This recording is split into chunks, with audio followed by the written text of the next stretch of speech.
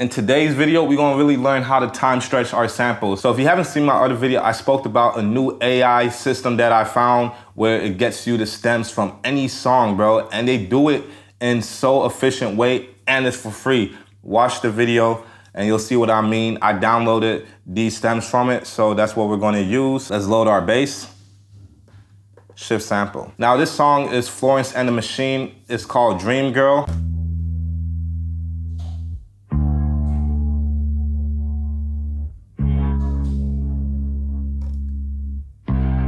It's a bit quiet, but it did a great job extracting the bass from the song.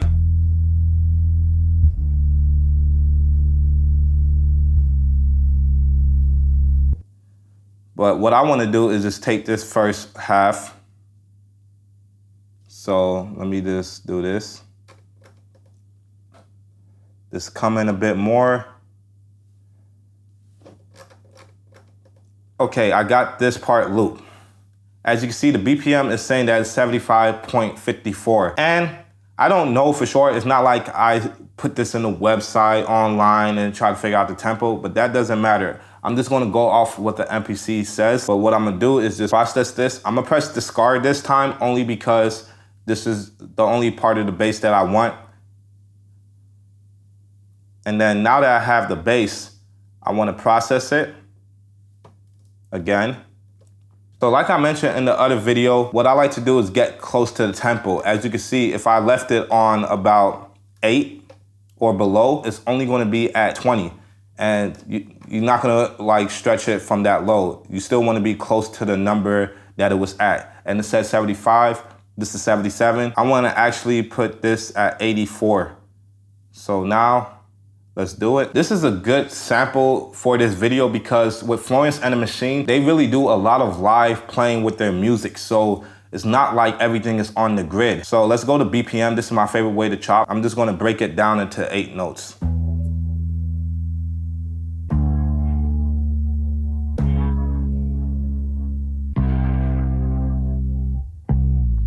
Now let's just zoom in so I can show you what I'm talking about.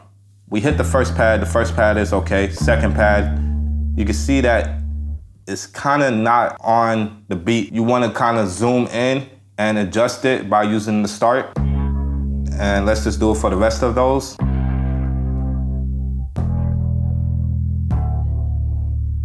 Those look good. Now I got all these on the grid. You hear that little click? We're just gonna zoom in a bit. You see that?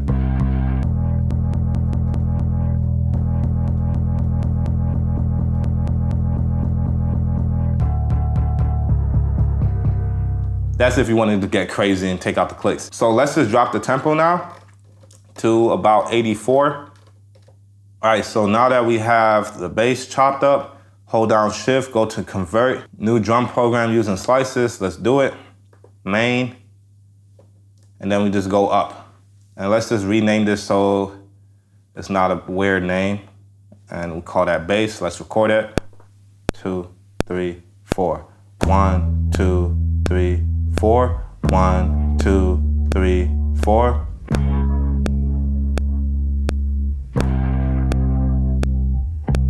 So now that we have that, I just want to do a little bit of edit to the bass so we can hear it a bit better. First thing I want to do is just go to modulation and stereo width. Since we're using the bass within the song, most likely this bass is in stereo. So let's go to edit, let's hear it.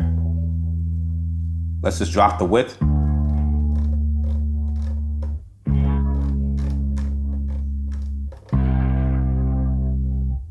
Now let's go back.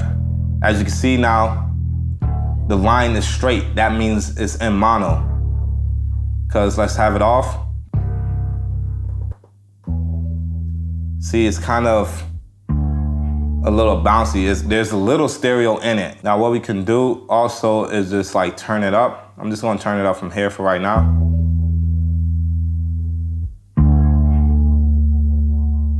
And what I'm gonna do is use a compressor to kind of like tame it. Let's use a bus compressor. And let's just go to light compression.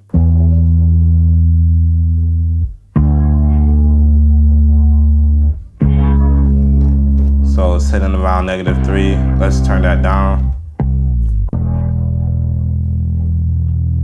A little bit lower than 9. That's good for right now. And then another thing that I like to do when it comes to samples is use drum breaks, especially at this tempo. Like, it just makes it a lot easier to find your chops, and it's going to help with your time stretching too. So that's why I want you guys to understand, time stretching is not just a one method thing. Like, you're going to have to come up with different ways to get around sampling and making sure that it fits. And then let's go to the drum kit. I got some drum breaks.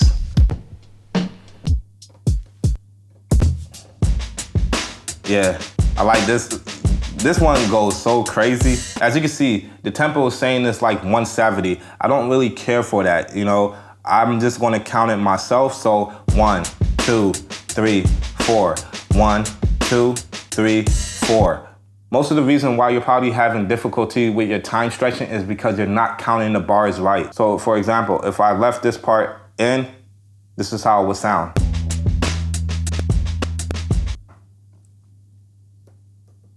Process that, extract it, call it drums. Do it. And then what we're gonna do is process this and change the tempo to 84. This says 84.99. I'm just gonna go ahead and still just make sure it's at 84. And then I like to do the same thing with the BPM. And I'm just gonna go up to the 8 note, shift, convert, new program using slices. Now let's record. 2, 3, 4. 1, 2, 3, 4. 1, 2, 3, 4. 1, 2, 3, 4. 1, 2, 1, 2, 1, 2, 3, 4. 1, 2, 3, 4. 1, 2, 3, 4. 1, 2, 3, 4. That last part, it wasn't the sample that was off. I was just kind of off on the plane, so we're just gonna adjust it a bit. Let's just zoom in. So these ones were off like crazy. Yeah, these last couple of notes were crazy off. And that's why I like to chop everything down into smaller bits, because then I could do stuff like,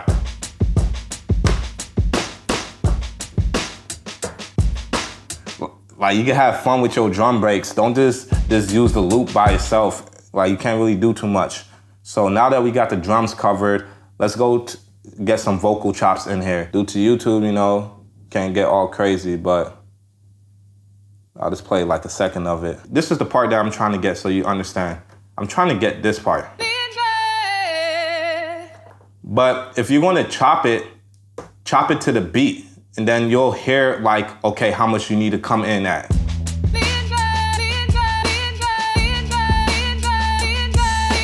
Starting a bit closer into the sample, actually, you can just hear how it just chops down on the beat. And if you can't hear it, it may take time to develop your ears, but let me just exaggerate it a little. See? Just pay close attention when I zoom in.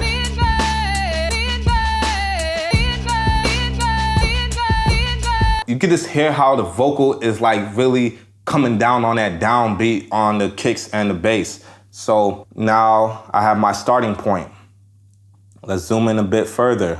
Most people are used to this counting 1, 2, 3, 4. But now I'm gonna show you how to count in the 8 notes, because when you could count in 8 notes, you could get some nice unique chops. So it's like 1 and 2. And you can even look at the chop. We just want that chop. That little part right here, I don't want that in it. But first, I gotta make sure I'm still chopping it to the right tempo, because if I don't, you know, it's gonna have that same issue we had with the drums. Process this, extract it, call it chop 1. And then now we have our chop 1. You see how the tempo is all crazy? We're just gonna skip over that, come down to like 4. Because if you go down to 2, that's too low. Remember, stay close to your tempo. 84. Let's do it. What I'm gonna do is actually assign it to a pad. I'm not gonna really chop this one up because it's already less than a bar. Let's assign it. 1, 2, 3, 4. 1, 2, 3, 4. Let's just solo this and hear what's going on.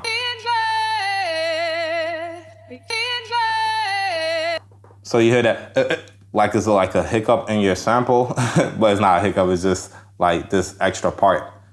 Since I already got the tempo correct, I could cut that part out.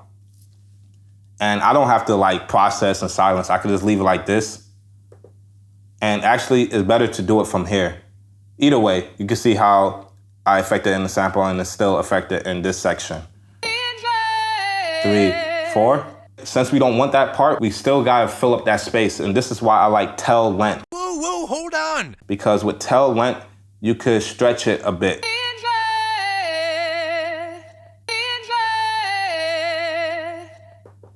You see how it's stretching it? Let's have it off again.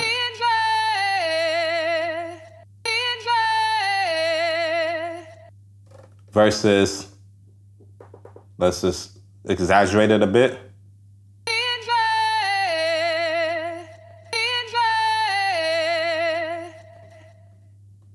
So I don't want too much. That should be decent, and besides, the drums already knocking, the bass already knocking. You're barely gonna hear it, but you still wanted to kind of use the tail length so that it's not a complete decay. And you can just hear it in the beat. Like if it was off,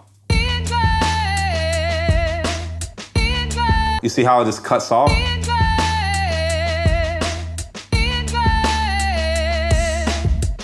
Versus like going up.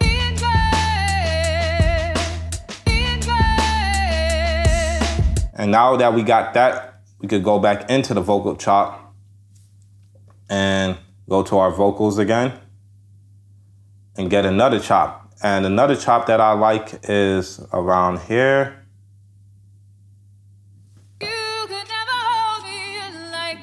Cuts off right here. Process, extract, chop 2. And then we just repeat the process. You see, I'm not looking at the tempo and getting all technical. Music is not about technicality, especially with sample. You're gonna learn. You gotta really use your ears if you wanna get good at sampling. So, 84, I'm just put it at. I'm just gonna assign it. Now, don't click on the first pad, because if you click on the first pad, it's gonna overwrite your other chops. So go to the second chop. So let's just overdub that. Play start. 2, 3, 4. 1, 2, 3, 4. 1, 2, 3, 4. 1, 2. So it gets annoying when your sample is still playing on and on. Now my way around that, all I do is just put it on note on and control it. Now you can hear that it chops according to how long I hold it. So then I won't face those issues, but then I gotta redo it and really play it well. 1, 2, 3, 4. 1, 2, 3, 4. 1, 2, 3, 4. 1, 2, 1, 2. And then from there, you could just zoom in and then stretch it out. Make sure you go to edit N and just drag it out. Let's go back into sample edit, get another chop. There's another one that I like. Where it's like right here. 1, 2, 3, 4. So let's zoom in a bit more. Play the drums. So like I said, if you start a bit earlier, it's gonna have a little bit decay, so you wanna get it right on the downbeat.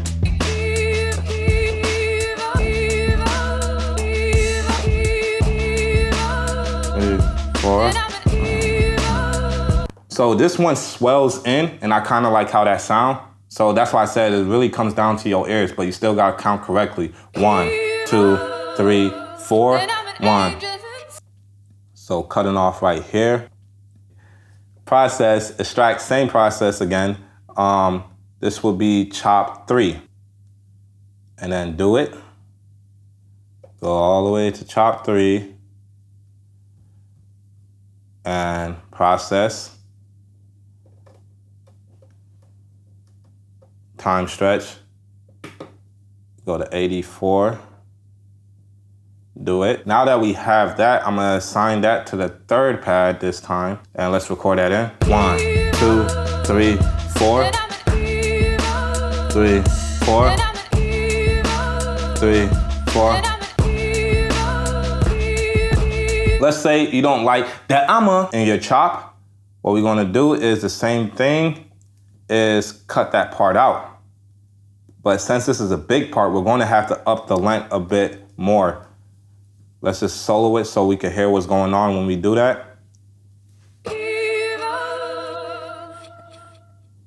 You see that sustain? Versus.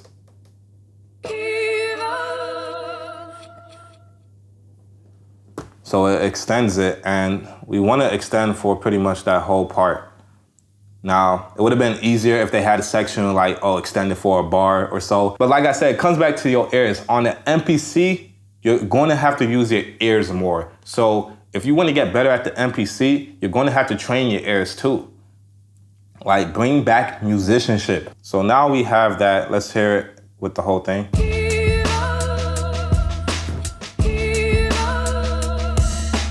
So if you like this video, please like and subscribe, share with your other producer friends. And if you have any suggestions on another MPC video, let me know in the comments below. And let me know if this video was helpful for you guys.